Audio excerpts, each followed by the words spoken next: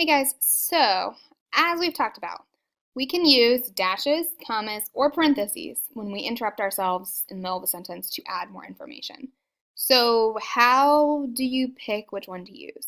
Okay, so we're going to talk about each of these. I'm going to give you some examples, but really it's just kind of a stylistic choice in the moment. There's not like one right or wrong answer. It's just which one kind of fits best here to communicate what I'm trying to say.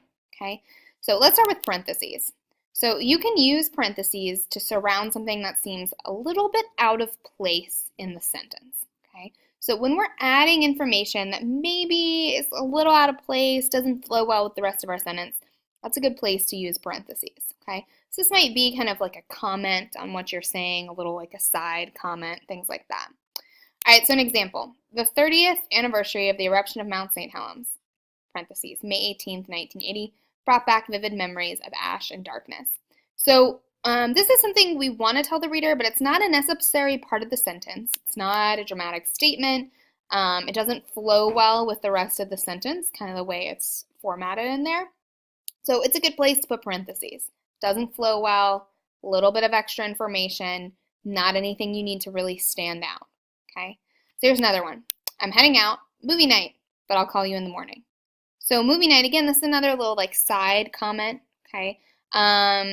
So we're just adding this in. Doesn't flow with the rest of our sentence, all right? But if you want to add that little extra information in, that little side comment, parentheses is a good way to do it.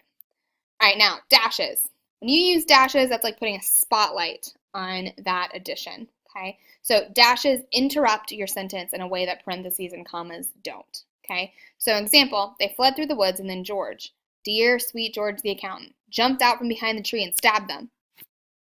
All right, so dashes are a good choice to interrupt the sentence here because the contrast, right, that dear sweet George the accountant, is the one that's stabbing someone. We want that to be a contrast that we emphasize, that we point out. So dashes are a good choice. All right, now commas are just the most boring of these. So commas don't interrupt their sentence. You're adding them when the information in the sentence flows well. It's a natural part of the sentence.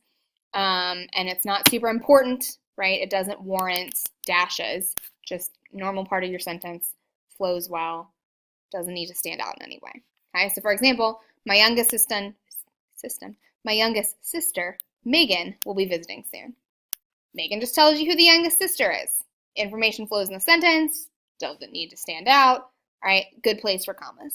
Okay, so think of commas as like your normal conversational voice. I'm just talking and adding information. Dashes as a scream, all right, and parentheses as like a whispered comment to your friends. Okay, so all three of these set off interruptions that add information, but when you're using them, think about why and how you're using them in that place. Okay?